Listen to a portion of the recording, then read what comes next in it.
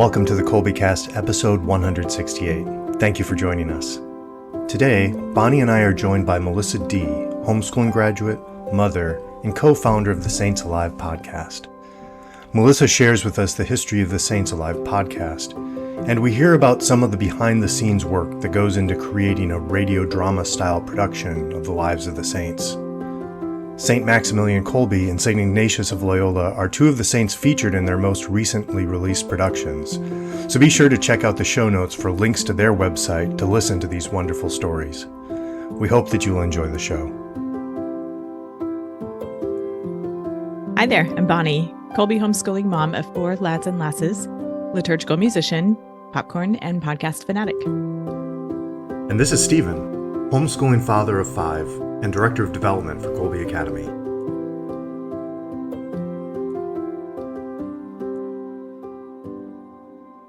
Stephen, what's a good word today? Today I'm going with catharsis. Oh, we'll see where that takes us. Okay, let's see. Back with us is friend of the Kolbecast, Josh Beckman, who serves Kolbe Academy as Marketing and Communications Director. Hi, Josh. Glad you're joining us. Great to be here. Always happy to be a part of the conversation. Well, this episode is airing the week of August 14th, which is the feast of St. Maximilian Kolbe, one of our patrons of our school of Kolbe Academy. So we have a special episode tied to that. We are happy to welcome Melissa D. of the Saints Alive podcast. Hi, Melissa. Welcome to the Kolbecast. Hi, thank you so much for having me. Oh, you're most welcome. I've been looking forward to visiting with you. I've been checking out your podcast for a while, and it's a real pleasure to get to visit with you. Would you tell us a bit about yourself and the origin story of Saints Alive? Sure. I should have a soundbite for this by now, but I don't. But my name's Melissa. I am a mom of 2 little kids. James is 3 and Mia is 8 months. And my husband and I, along with our best friend, launched this podcast almost 2 years ago, 1.5 years ago. I'm actually a pediatric nurse. And so my husband was doing acting and filmmaking in LA with our best friend Tanner. And we all left in 2020, but they really had this drive to keep telling stories to move hearts to Christ. And so July of 2021, we finally just decided that we had to do something. And we all prayed about it and spent the summer discerning. And this idea of, we really felt called to tell the stories of the saints. We just felt like they're the best stories ever written because they're written by the hand of God. And it was something that wasn't being done. And so we all got together and we just decided to go for it. And we did not expect it to take off like this at all. It's now our full-time job, praise God. And we have listeners from all over the world, and we're in the top 0.5% of podcasts somehow. And praise God, it's been a wild adventure, and he's just been guiding us through it from the start. That's wonderful to hear. I find the episodes really engaging. I've really enjoyed listening to them. They're beautifully produced stories of the saints with, it's like listening to an audio drama radio program. Would you tell us a bit more about how you approach the episodes and kind of what you're going for with them for people who have not yet had the pleasure of catching an episode? Yeah. So my husband, he's the director, the editor, and the narrator. So his background is in film and movie making. So he really wants it to be like you're watching a movie in your mind. But we also just wanted to give kids a break from screens and just really let their imaginations run wild, because they're just not given that opportunity very much these days. So they're really immersive. So each episode takes about 200 hours to make from start to finish. And we have a professional library of sound effects and music that we pull from. And, you know, my husband's really meticulous about every single little detail, down to like the type of steps they would be walking on, the type of stones they would be walking on. And the result is something that you're really drawn into. And we're really, I think another thing is that we're really set on not dumbing these down. We've just run into a lot of content for kids that is just, I don't know, being a mom, there's just so much out there that's just there's really nothing behind it. There's no story, there's no driving factor, there's nothing very inspiring about it. And so we wanted to make sure we did that. So we didn't want to dumb the saints down at all, and we just wanted to uplift them the best way we knew how. Well, I think you do a great job with that. I learned a lot myself from the St. Ignatius episodes that have aired here recently. If you're listening to this when it comes out in August 2023, you have a pair of episodes about St. Ignatius of Loyola, whose Ignatian method is integral to our way of doing things here at Kolbe. So I learned a lot about him from those episodes, and I found them very enjoyable. They are totally something that we would be queued up listening to back in the day when our kids were in parochial school before homeschool. We listened to a lot of audiobooks. Really appreciate the attention to detail that goes into them. Yeah. Yeah. Thank you. Would you tell us about your collaborators who work with you on the episodes? You have a whole bunch of folks involved. Yeah. Yeah. It takes a village. And, it's been incredible. So first, our voice actors. We've had actors that have been in film and television and on the stage, and they have just come out of the woodwork truly from all over the world. So actors in Ireland, Australia, England, California, you name it. And they were all just passionate about getting us on our feet and helping us tell these stories really well. So almost all of them have volunteered their time and talent, which is incredible. Yeah, that's a huge part of bringing these episodes to life. The first episode we did, my husband played a couple voices. Our co-founder Tanner played a couple voices, and it was like, man, we can't do that again. We gotta get different actors. So now each episode has about 20 to 25 characters, and it's played by 20 to 25 different professional actors. And then we do have an assistant editor who's incredible, and he helps us get all of those takes and sift through all the hours and hours of takes from the actors, and then puts them down. And then Tanner and I, our co-founder, we've been the main writers, but we also have assistant writers helping us out now, a priest that's volunteered to do theology checks for us. And it's really it's been incredible to see the support as we're getting on our feet financially. People have just wanted to help and wanted to be a part of this. So yeah, each episode we have at least 20 actors. I edit the scripts. And so I don't know, by the end, it's probably about 30 people to make each episode, which is just crazy. And it's all remote too, which is a beautiful thing that has come out of all of this remote work. I wouldn't have expected this, but it's been great. I'm trying to imagine assembling all of that. We record remotely, and there's a handful of us here, right? But trying to multiply that by several factors and bringing all that together I have the slightest inkling of what that might involve, and I'm that's very impressive. It's just so the sounds that you layer in, your husband, the different types of footsteps and things like that. How does he decide that? Yeah. Yeah, I think a lot of it is the Holy Spirit too, just guiding us. But he has a great ear for things like this. He was actually just editing part of our Maximilian Kolbe episode. And I don't know how he did it exactly, but you go backwards on the train from Auschwitz, and all of these memories of Maximilian start coming. So it's different lines from different characters. And so he's one of those kids that had a huge imagination that I think would have loved something like this. So he just kind of goes to town with it. I'm not part of any of that, but I do listen in as he's editing, and I'll be like, oh, that's the wrong song. That's the wrong sound effect. I'm like the brutal editor. But yeah, I think he really just has a knack for it. He's very talented. I need to see it translated into this medium, all of his experience and gifts that way. Yeah. Yeah. Yeah. It's been such a blessing. I've just been thinking, as you just mentioned, all of these people from all over working remotely, and it seems like that's almost necessary.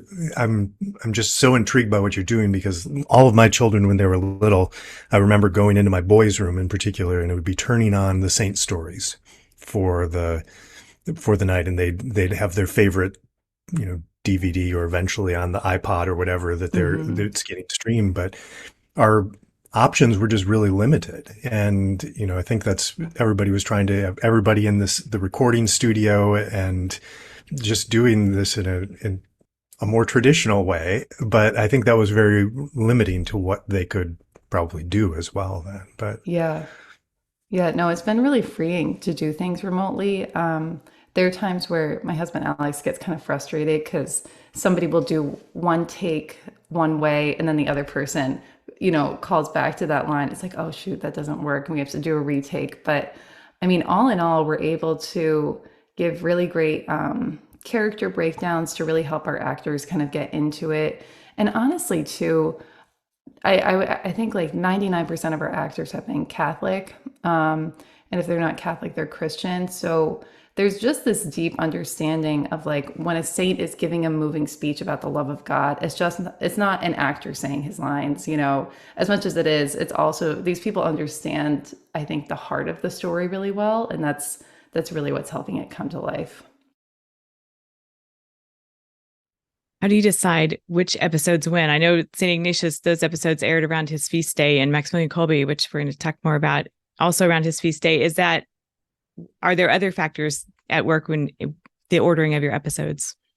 Yeah. So we found early on that people really loved, I mean, everybody's really trying to live liturgically now, which I just think is so beautiful. So, especially so many homeschool families will do activities about that saint on that day. So we do try to release the episode at least in the month of that saint's feast day. And then from there, we try to go back and forth with male and female. Our most recent kind of pick of saints through the rest of the year were the most requested saints. So I had a tally going of all the emails I got, and it ended up getting pretty out of control. And I was like, I can't do this again. But Maximilian Kolbe, I think I had 27 emails specifically asking for him, which kind of surprised me because I was like, man, that's going to be a tough story to tell, but so many kids wanted this one. So we actually changed around our production schedule because of the massive influx of emails we got asking for that one. So we do try to make it audience driven. We want to there's so many little Kolbes out there or Maxes out there that want to hear their saint story. So we do try to listen to our audience, and but it's hard to choose. There's so many good saints. what's the inspiration for the story then? I mean, because with some of these saints, there's so many different ways you could go. I mean, it could be hours and hours or podcast upon podcast. Is there something that tends to be underlying through all those, or is it just kind of what inspires you when you're kind of approaching that next saint? Yeah, that's a really good question. And something that we've struggled with, especially, so we started with the more popular ones. So we went with St. Patrick and St. Valentine, and we had more creative liberty just because we don't know quite as much about them. But then coming into Maximilian Kolbe and JP2 and Mother Teresa, we just kind of got in over our head with research and like, where do we go from here? And there's so many stories. And as a team, we came back to the episodes that we love the most and that seem to be the most loved are when we really stick to the heart of that saint. So I think all of us have, this unique heart created for God, by God. And if you really kind of tune into that, it will guide the story for us in this beautiful way. And there's so much we have to leave out, so we do have to pick and choose, but just letting like the heart of their mission really kind of drive the episode and not getting too caught up on the details. And yeah, it's tempting. Like we've thought like, man, we could do a 5 episode, of just one saint. But at the same time, we do want it to be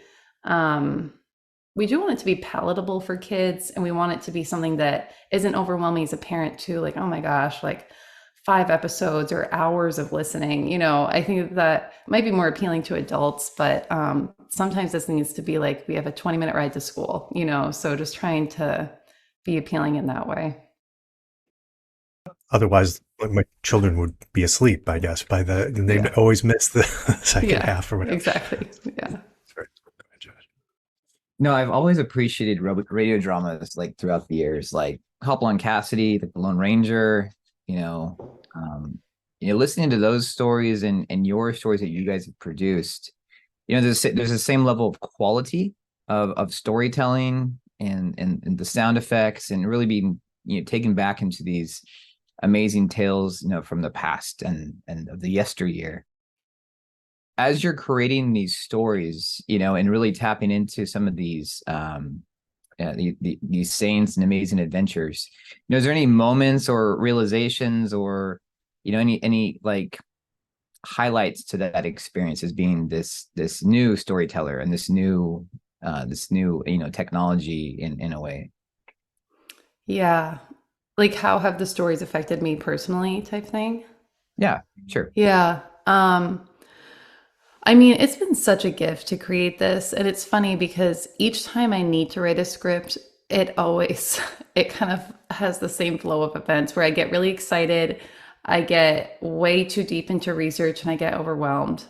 And then I start praying and then I love it. Like once I start writing, once I get that first draft and throw it out and the second draft and throw it out, I really, it's such a gift to come to know these saints in this way. And it's humbling too, because I mean, there are people that spend their whole lives researching just one saint, and we're doing one a month, So it's, somebody was recently like, yeah, you guys are gutsy to do that, like you really, but it's also just swallowing our pride and knowing that we're not going to be perfect, but just truly doing the best that we can and letting God guide us. I wrote the St. Josephine Bakita episode, and it was one that I was actually really dreading because I had met so many people that had such a big devotion to her, and I knew nothing about her, and I just felt like I wasn't going to do her justice.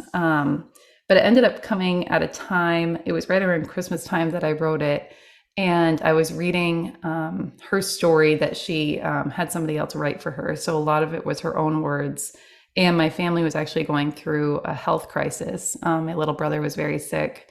And I got to read her words about suffering. And it was such a healing time for me. And it just felt like, I'm like, wow, I get to do this. I get to dive into her story and have the comfort of her words right now. So it seems a little more than coincidental sometimes, like the saints that are assigned at different times. And it's been a really fun adventure creating this podcast, but it has been an incredible amount of work and stress at the same time. And so I think the saints kind of uplift us during those times of just being this brand new business and young family and trying to figure it out. No, it's really, beautiful being in working for a company, owning your own business in a way too, of, having this opportunity for personal growth, especially in your faith, and it really sounds like working on this podcast, it's influenced probably your personal understandings of history and religion. Now you're going to become this expert on the saints. Can you tell us a little bit about maybe that direction of maybe personal growth that you've attained in this process? Yeah, it's funny that if you had told me 5 years ago that I would be running a Saint podcast, I would not have believed you. Because I loved my job as a nurse. I loved being a pediatric nurse. But it's funny now because it just feels like an extension of my job as a pediatric nurse. I love helping kids. And this just feels like another part of that job. But it's especially funny because I actually always struggled with the saints. I was homeschooled growing up, and my mom was great about reading their stories at lunch and really immersing us. But I just felt like I couldn't relate. I would meet all these people that had these devotions to these saints, and I would hear about how extreme they were. Like St. Catherine of Siena ended up surviving on the Eucharist. And I was just like, man, I don't get these. I don't get it. Like good for them, but I'm never going to be a saint. And I just can't relate, So I would kind of cling to like the saints I related to, which was St. Therese and her little way, and my patron saint, St. Gianna. And then from there, I would just kind of get overwhelmed by other saints. And then we decided to do this. I'm like, well, I guess I'm diving in. And every saint we've done, even the most highly achieved academically, St. Thomas More, St. Charles Borromeo, they had such humble hearts. And they're so much easier to read their writings than I thought they would be. I think just because they're so holy and so loving. And And so it's been a really great kick in the pants to my preconceptions, you know. They've befriended you. Yeah, exactly. Exactly. Well, that's a really, as you're talking about this, my mind is going back to, that sort of effect that we have as people where you're kind of called to do something, you're chosen, you look back at your life and you think, these things happened for a purpose and things worked out so that I could do what I'm doing now. But I'm just seeing that through your business, through your endeavor here. It's like, okay, clearly God's blessing this, but from everything that you're saying, kind of calling you to setting the things up so that things work out, and then allowing your growth through that. And then in turn, how you're now able to introduce us to these saints that we might not have known very well. As you're talking, I'm thinking about going to my church and being at Mass where we've got all the saints and everything there at this Mass, but just how, even though I don't know these saints,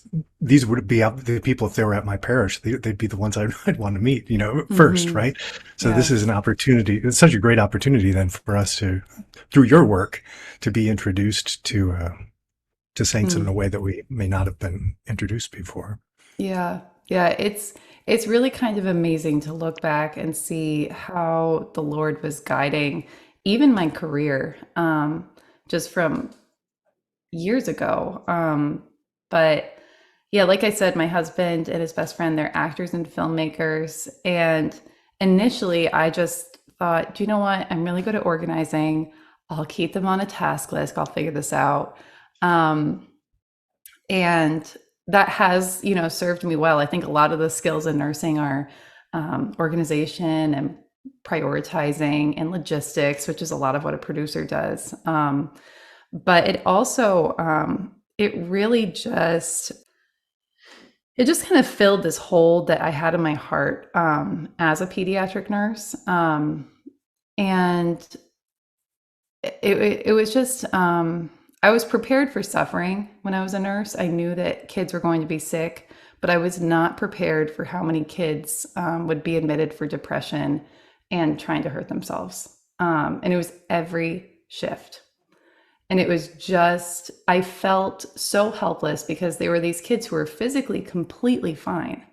And I would go in and take their vital signs and just be praying quietly and leave work just feeling like, what did I do for them today? I haven't done anything for them other than my prayers. And I just, our culture is really insidious and it's really after our kids. And I saw that so clearly in my time as a nurse.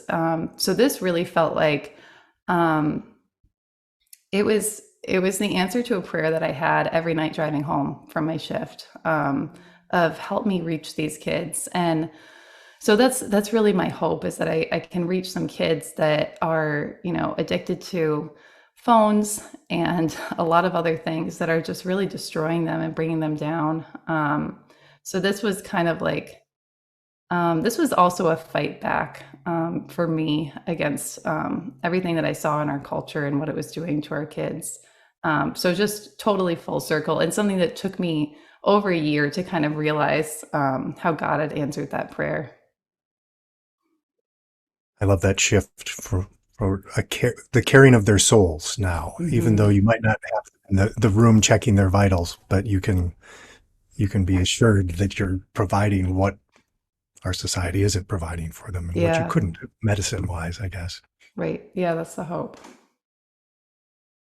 You can see your word, Stephen, the catharsis, the cathartic elements at work here. Yeah. Do you have any particularly memorable moments from any recordings that stand out as really funny, or like just kind of watershed moments? Like, wow, this is a defining moment for us here in our way we do things. Any other backstage sorts of things like that come to mind? Yeah. We were recently chuckling because we sent out a casting call for a small role, and this one went out to kind of like a general voice actors website, which we haven't done very often, but So it was a lot of people that weren't Christian or Catholic, but every single audition we got, they pronounced the word beatified. They said beatified, every single person. And I was, so we were just kind of chuckling about that. But there's a lot of like, I don't know. My husband Alex and I are pretty funny. We're very opposite. He's very creative, and I'm very black and white about things. So there will be times where we're nicely arguing about which song to use and how it needs to fade out at this second, not that second. And I mean, looking back, it's things that I don't think anybody would notice, but I can be a bit of a control freak about it. And yeah, I mean, it's always kind of crazy.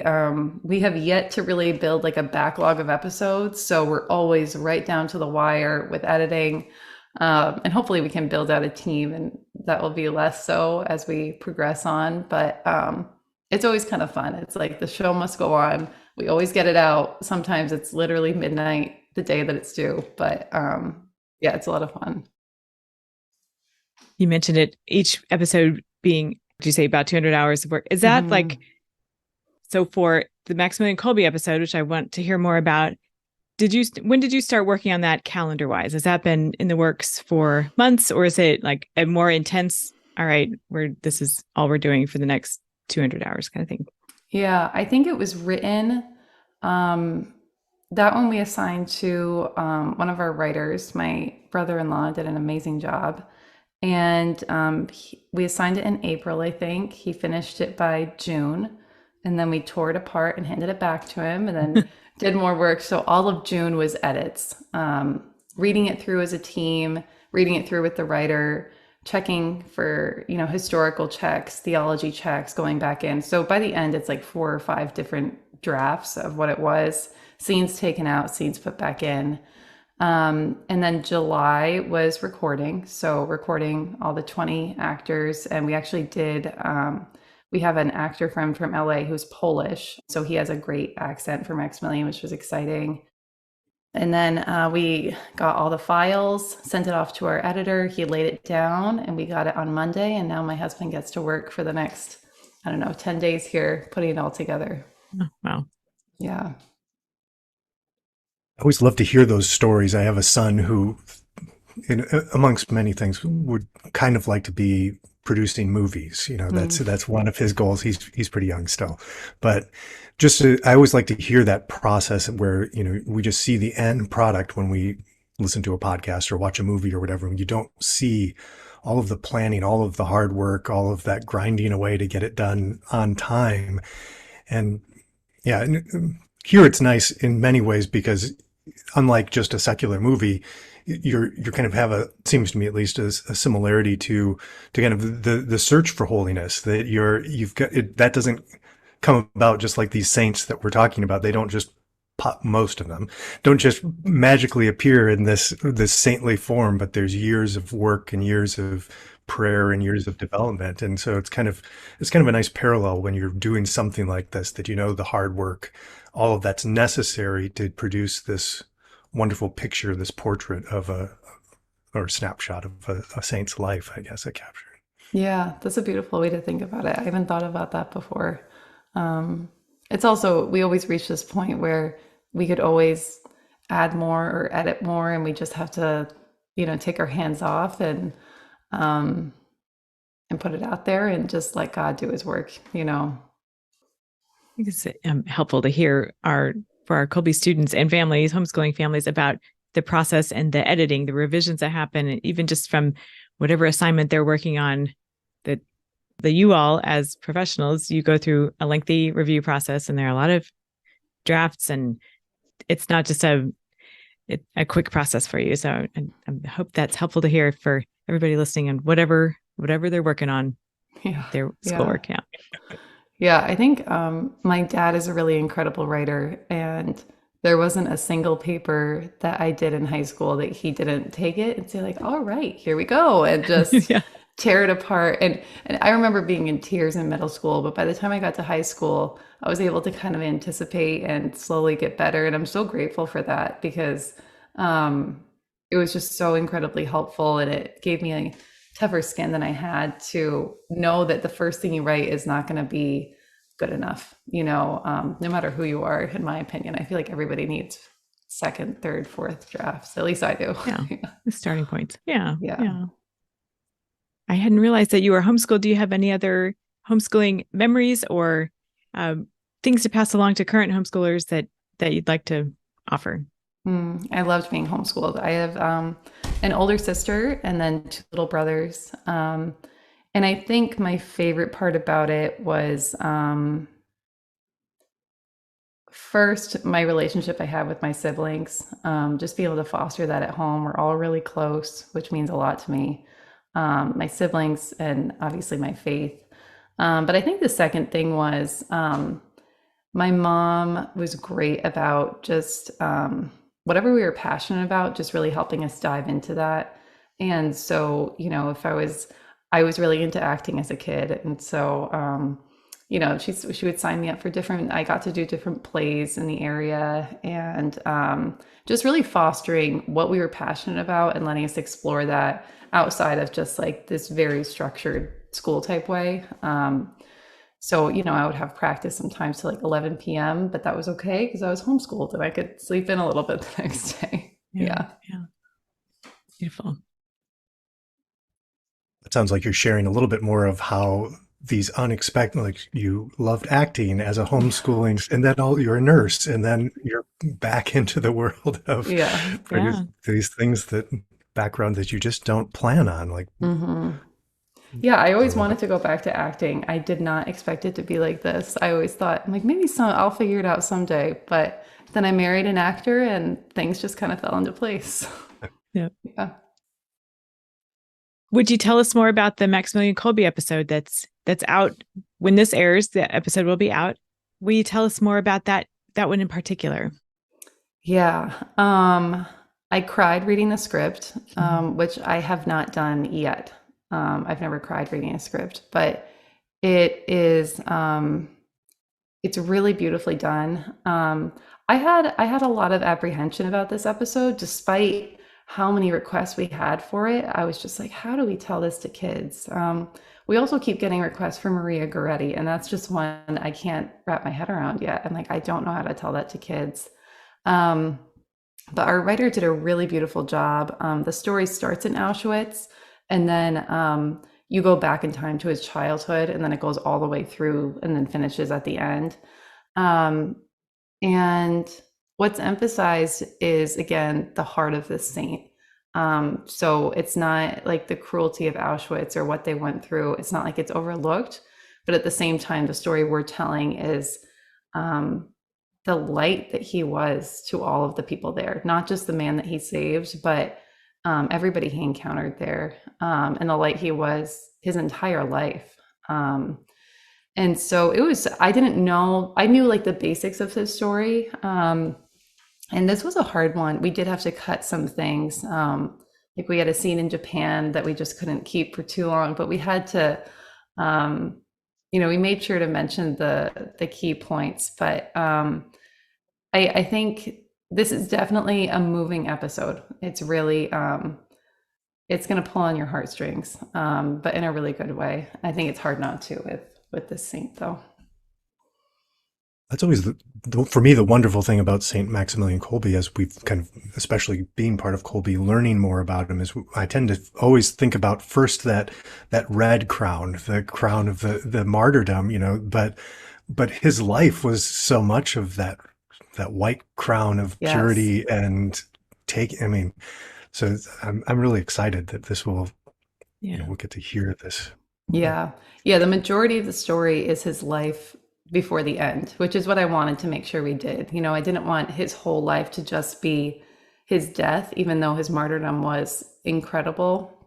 I think that's kind of the story that I always heard, was like, he was a priest and then, and so like, what about all those years as a priest? Because those are the years that prepared him to give everything, so that's the majority of the episode, which also helps, I think, again, make it a little more palatable for kids. You guys feel like he's a little bit of a patron saint because, he harnessed the power of technology to spread the faith in in a very similar way that you guys are doing. I hadn't thought about that, but yeah, why not? Now he is. Yes. Right. Maximilian and Colby, pray for that. Yeah. Yes, definitely. Looking forward to hearing it. Along with each episode, I have noticed that you all put forth, you have a partnership with Catholic Family Crate where they produce coloring pages that kids can download and color maybe while they're listening or some other time, but somehow in conjunction with your episodes, you have links to other podcasts and formed videos. For example, the Augustine Institute has a series on the saints that you link to as well. That takes no small amount of time to gather up those kinds of things. Can you tell us a bit about how you have found established those collaborations and all that side of things? Yeah. The resources page is something that when we first started, I was like, there's got to be somebody doing this, like going through all of the kind of major resources and then telling you which ones are worth reading or listening to. And I couldn't find it very easily. You can find different reviews of things which are helpful, but as far as just an actual page that's just a list of the saints and then you click on it and those are the favorite ones. So I kind of have this method. I actually start with the picture books. So if there are any picture books about that saint, I start there because I always think it's interesting to see how other people have told about that saint to kids. And usually picture books are more simple than what we do, but I like to start there and I recommend my picture books. And then I take an hour-long walk every day, or I try to. So that's when I listen to my podcasts. And then I go through all the podcasts and which ones I think are good for kids, good for adults. And then I usually read around 2 or 3 books about that saint when we research them. And so then I put up those ones. And Formed has really been one of my favorite resources. There's a lot on there, so you do kind of have to like weed through things. But they have a new podcast on the saints that you just mentioned. I think it's just called Catholic Saints. And it's definitely more for adults, but it's just a really great conversation. And it's usually people, like I said, there are people that study these saints for their whole lives. And it's usually people like that, so they're just, they know so much. And then there's also a lot of theology in those discussions. And then there are a couple of saint like compendium books that I really love. There's a book called 57 Saints that I grew up with. And it's like a 10-page for each saint story. And that's really great. But you can find everything on our website. But what I want is for if one of our listeners has something kind of spark in them, like, I really love that saint, then here's more, like I want to feed that to them. Because that's something that like I said, I grew up with, that if I had a passion for something, my parents really helped me foster that. So I want to just help those parents too. That in itself is a huge asset. And it's one of the things, Bonnie, I think that we keep talking to wonderful people like yourself and wonderful organizations. We keep realizing there are these wonderful things out there that how can you possibly know about all of them? But, especially as a homeschooling family, to be able to kind of get a bunch of those collected in one spot where you can just go and say, okay, let's check this out or check that out or whatever. That's so huge, because otherwise it's just overwhelming it's hard to even know what's out there. Right. Yeah. Right. Same thing with Formed. Like I was saying earlier, there's so much content there that it's for me to go through each one and choose for if I wanted to do that with either homeschooling or just for my own edification, like to putting in the time to go through each one. That is a bit, I have a hard time with that. And so I'm going to use a word that I think is overused now, and that's curate. I use it sparingly now. I have kind of a bad attitude about it because I hear it all the time, but I think it's applicable to this context. I love how you have curated the resources that you put with these episodes, especially the St. Ignatius episode. The first one, as I was mentioning, I noticed that you had the Augustine Institute podcast, and I went and checked that one out. So I appreciated how your podcast is something for the whole family, and then it's broken down by what would appeal to the various family members. So I appreciate that a lot. Yeah. Oh, good. Yeah. Thank you. I noticed you guys are offering talks to parishes and branching out a bit. Do you want to tell us a bit about that? Yeah. So, our co-founder Tanner is a really incredible speaker. He's been doing speaking engagements for a long time, different conferences. He's done a lot of videos for Ascension, Why Disciple. He was a focus missionary. But he has that actor's way to engage an audience like nobody else can. He's hilarious and he is incredibly faithful. He really inspires me. Just working with him has been so great. But so he's running our youth missions. So he's actually booked for the fall. He has booked out, and we booked very quickly. I think we booked within like a month or so. So he's taking a wait list for the spring. But our youth missions are really dynamic. It's like an hour to an hour and a half long talk. And he comes to the school or parish. And it's about how it's engaging the kids with why you're called to sainthood. And we use some of our audio clips, and we have a couple kind of like epic sainthood is calling you videos, and then his personal testimony and audience engagement. He's great at it. And I made sure to book him at the local school here in town because I want to hear his talk. But yeah, you should check it out. We need to add something on our website still, but it's saintsalivetalks@gmail.com if you're interested. And yeah, Tanner's a really incredible speaker. Very cool. I'm a little curious about future shows, and what is there a particular saint or story that you've been longing to do for you, or that you haven't had a chance to do yet, or something that's coming up that you've been waiting for? Yeah, I'll give a little sneak peek. We try to kind of withhold our episode lineup because people get excited, but Father Patrick Peyton, he's still a venerable, but he's kind of the patron saint of our marriage. It was not an automatic thing that my career and my husband's career just kind of merged together into this. It was initially, there was a lot of friction, and we were out in LA, and we had just had our first son, and I was like, all right, time to give up acting, time to go get a real job, and I was not understanding of the gift that God had given him and, his passion for this. And we were really at a crossroads because he really still felt called to this, but he wanted to provide for our family. And I was not supporting him at the time. I was like, you got to give this up. You got to go find something else. And it was through the rosary that God really revealed all of this to us. And I was able to place my trust in him as the provider, support him in his career, and then see where my career lined up too. But we started, long-winded answer, we started praying the rosary because of Father Patrick Peyton. So he coined the family that prays together stays together. And my husband helped create the documentary on him that came out a few years ago. And so we just had this really big devotion to him. And we are planning on doing his episode in 2024. And I'm just so excited. He holds a special place in my heart, but it's also just that fun, all of these other saints have been a lot older. And this is kind of like, the golden age of Hollywood, which is where he was. And just a lot of different fun parts to his life, and the Irish accent. And I don't know, I'm really looking forward to that one. Yeah. We'll just keep that quiet just between us and all of the listeners then. So we'll keep that. That's right. Something to look forward to. Yeah. Definitely. Yeah. Going back to the recording process. So everybody's remote.